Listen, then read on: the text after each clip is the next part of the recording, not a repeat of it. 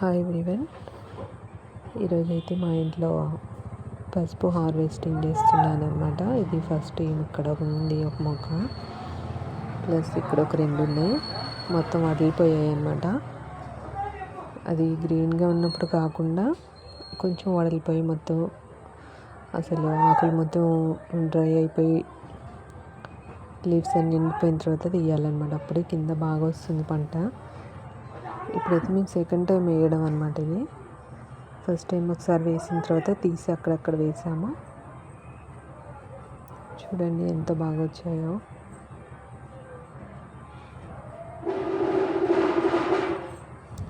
మాకేంటంటే ఖాళీ ప్లేస్ ఎక్కువ ఉందనేసి వేసాను.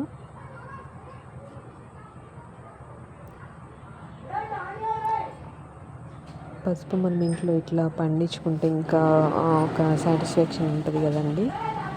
బయట కొనేదానికంటే మనం ఇంట్లో తయారు చేసుకొని మనం ఓన్గా పండించి తయారు చేసుకునేది ఇది ఇంకా హ్యాపీగా అనిపిస్తుంది.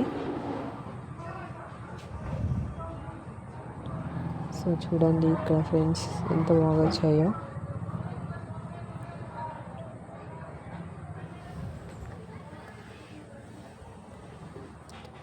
ఒకే దగ్గర కాకుండా అక్కడ కొన్ని మొక్కలు పెట్టామన్నమాట. అంటే పసుపు కొమ్మలు పెట్టాము. పెట్టిన తర్వాత అవి రెయినీ సీజన్లో వస్తాయన్నమాట. రెయినీ సీజన్ నుంచి ఇప్పటి వరకు అవి పెరిగినాయి. పెట్టిన తర్వాత ఒక దాదాపు 1 మంత్ కదా 2 మంత్స్ తర్వాత వచ్చిందనమాట. అప్పుడు దాకా అసలు అవి ఉన్నాయో లేదో కూడా తెలియదు. అసలు ఏంటి ఇన్ని రోజులు అయింది మొక్కలు పసుపు వేసిన తర్వాత మొక్క రాలేదు అనిపించింది. దాదాపు 1 మంత్ దాటి సెకండ్ మంత్లో వచ్చాయన్నమాట. అప్పుడు వర్షాలు రెయినీ సీజన్లో వచ్చింది.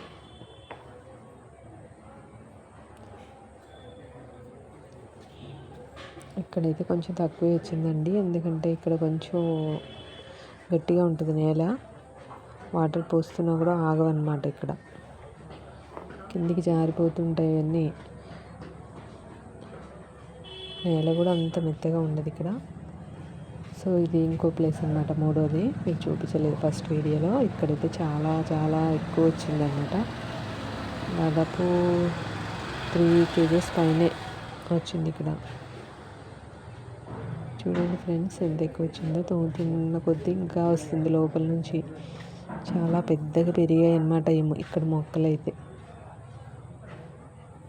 అవి పెరుగుతుంటేనే అనుకున్నాం ఇక్కడ ఎక్కువ వస్తుంది మనకి పసుపు అని.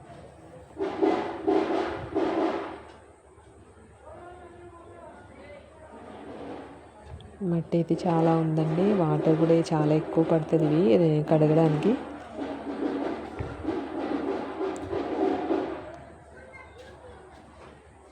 చూడండి ఫ్రెండ్స్ ఎంత ఎక్కువ అయిందో. దాదాపు ఒక 6 kgs వరకు అయింది. 6-7 kgs ఉంది ఇది. ఎంత ఫ్రెష్గా ఉందో చూడండి ఫ్రెండ్స్. ఇదంతా కూడా ఇప్పుడు డ్రై చేయాలి.